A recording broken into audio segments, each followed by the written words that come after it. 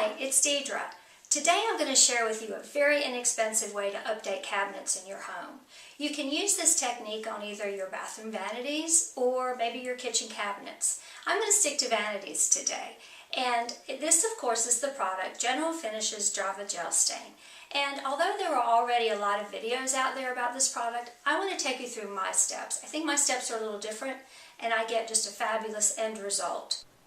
Now, I've already done one of these vanities because you can see it's just builder grade oak, and we've been in this house 21 years now, so they really need some updating. So I've already done one with the Java Gel Stain in another bathroom, and it turned out just great.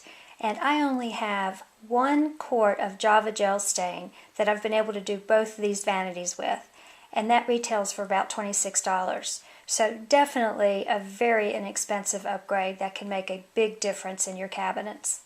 And I'm going to take you through the steps of me doing this one. Now you can see one of the reasons I really want to do it was these side panels, which I think are just some type of paper that has a veneer look to it, but they fade. They fade so dramatically compared to the rest of the cabinet.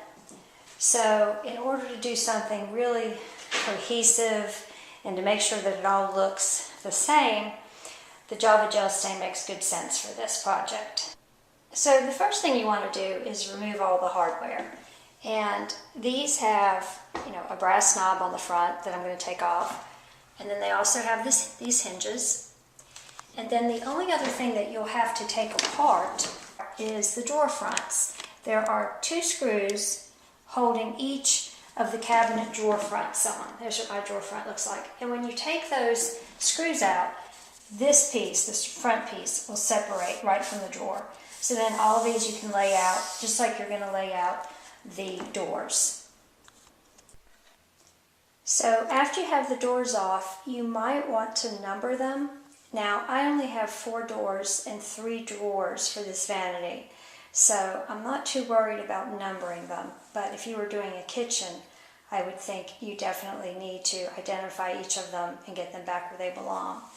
So after you have the doors off, go ahead and take all the hinges off and put them in a bucket or something so that you have all your hardware together, so that when you go to put everything back together, it's all there. And sometimes you have to pry these off. I'm going to take my screwdriver and pry it off. But anyway, so take all the hinges off, and then I'll show you the next step. So when using Java Gel Stain, some people choose to not do any prep, and I think you can get by with that sometimes. But whenever I use it, this is the prep that I do, whether I'm doing furniture or cabinets, or any time that I use it.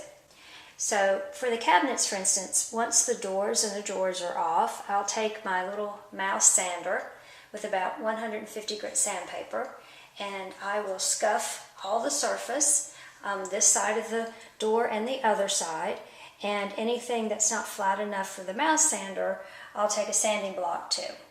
So you want to scuff all that surface.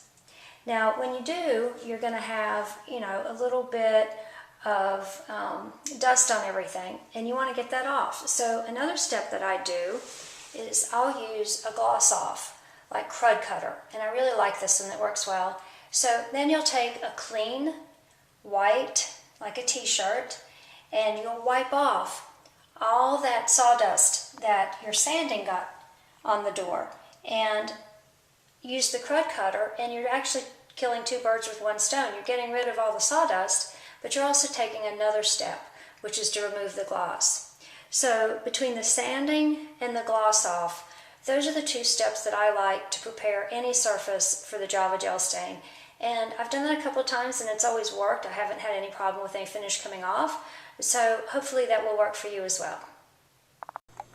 So yesterday I finished the light sanding on both sides of all the cabinet drawers and doors, and also did the gloss off as I showed you.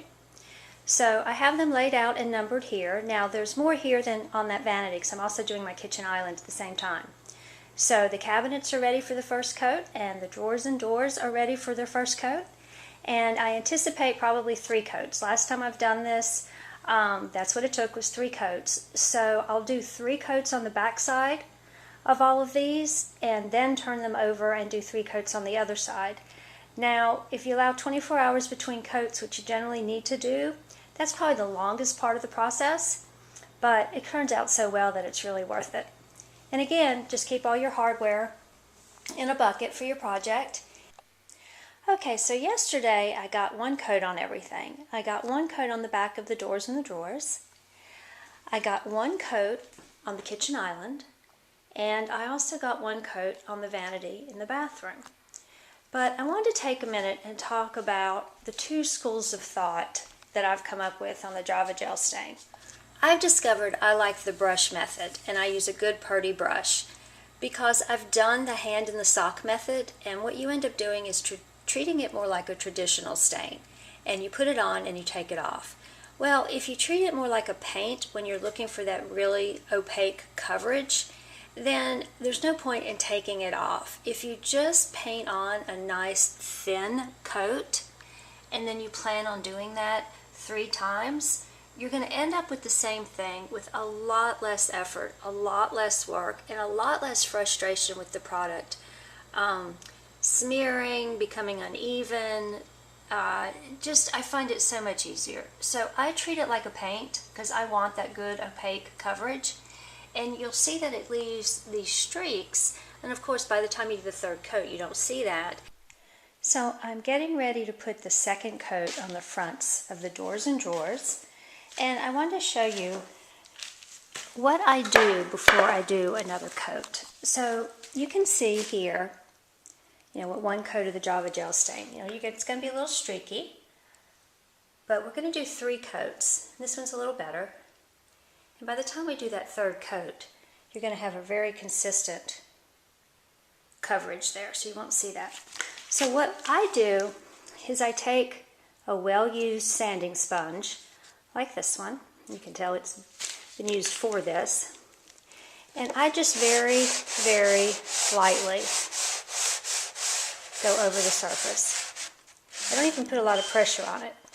What you're trying to do here is just knock off any ridges or if there's little dust.